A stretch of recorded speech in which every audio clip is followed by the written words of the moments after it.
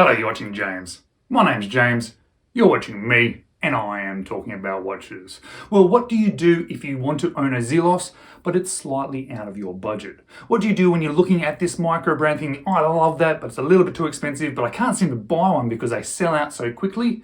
Well, perhaps, if that is the case, perhaps you should be looking at one of the other brands that the Zelos brand owner makes. And one of those other brands is Ventus. And the watch that I'm doing today is the Ventus Field One, the FW01, a watch that costs $299 US, and a watch that is readily available. Something that has flavors of those Zelos watches in them because it has that DNA of Zelos in it, being the same owner owning this company.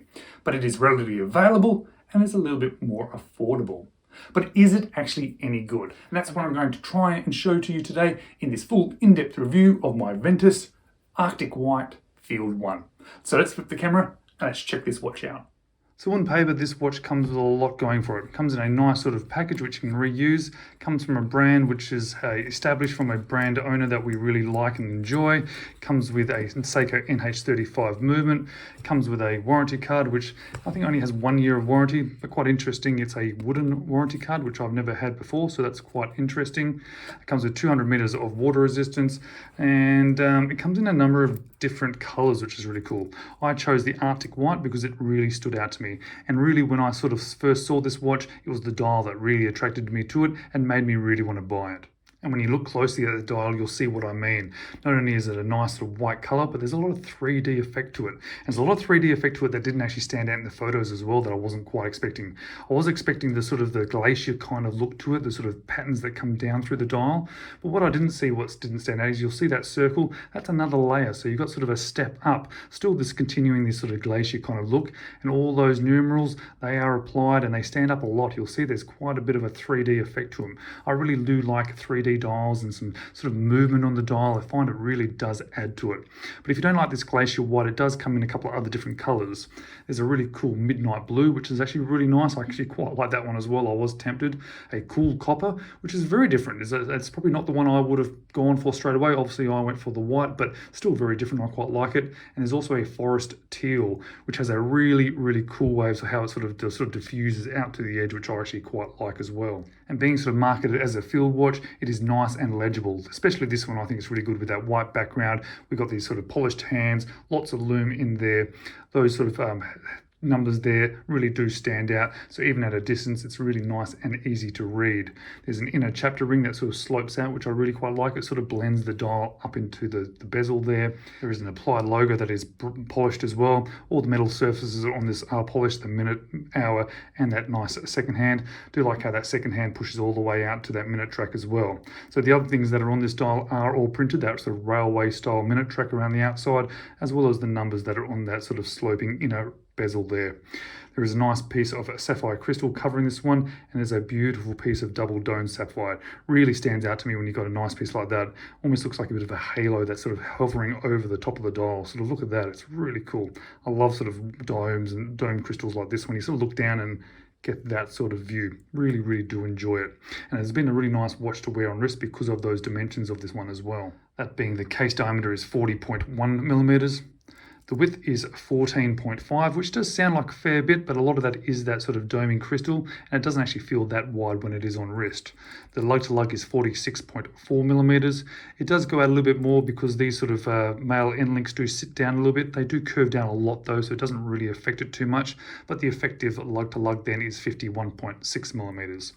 The lug width is 20 millimeters, and the weight with this bracelet on my 6 3/4 inch wrist is 142 grams. So a really nice sort of set of dimensions to sort of wear. This nice sort of 40-20. It does always sit well on my sort of medium wrists.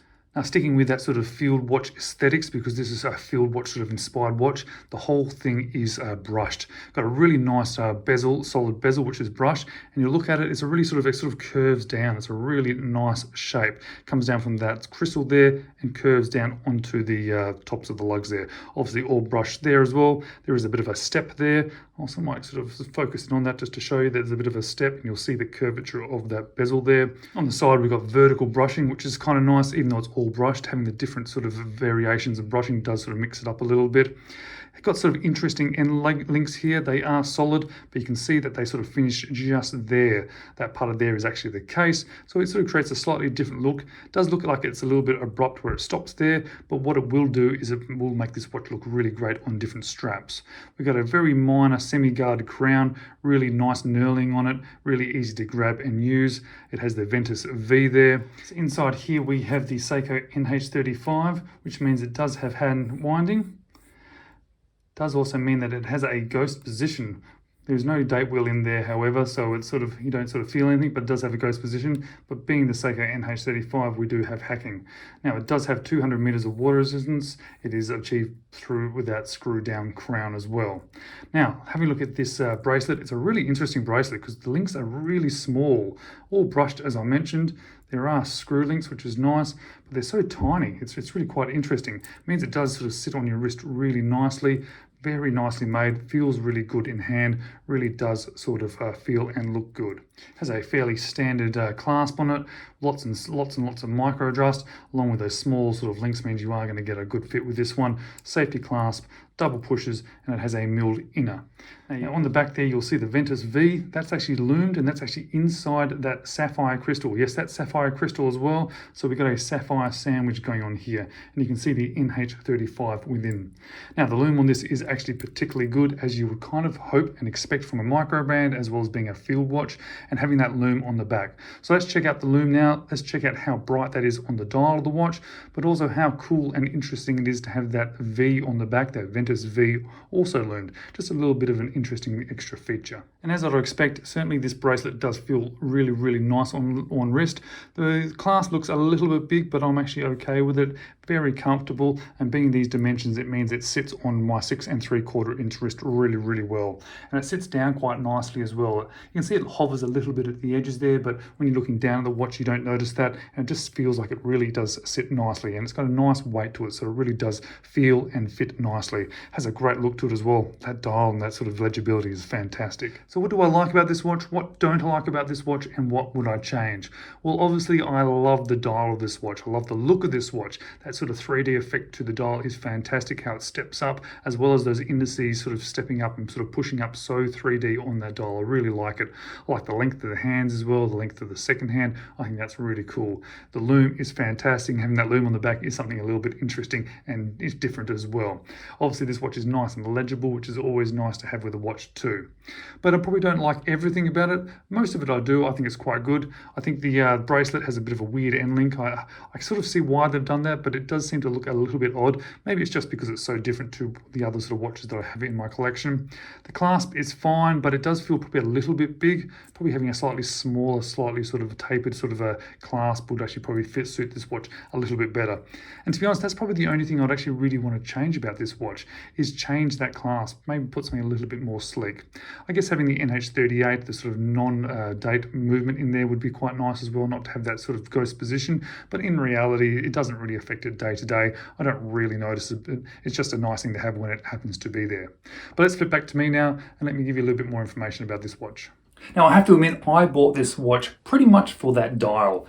In the photos, in the pictures, in the videos that I saw of this watch, it looked absolutely phenomenal, and it has not disappointed. It's a beautiful dial. In fact, it's even better than I expected. When you have these watches in hand with these 3D textures, it's hard to see that in pictures. It's hard to really reflect the things, the details, and all the little 3D effects unless it's actually in your hand. And this watch in my hand, it really stands out. It's really pretty. It's really interesting. And it's a watch that I've really been enjoying owning. And I'm really keen to see what else Ventus brings out in the future. It's certainly a watch company that I'm going to be keeping an eye on to see if they release anything else that might interest me. All right, guys, as always, thank you so much for watching. I really do appreciate it. And I really hope to see you in the next video.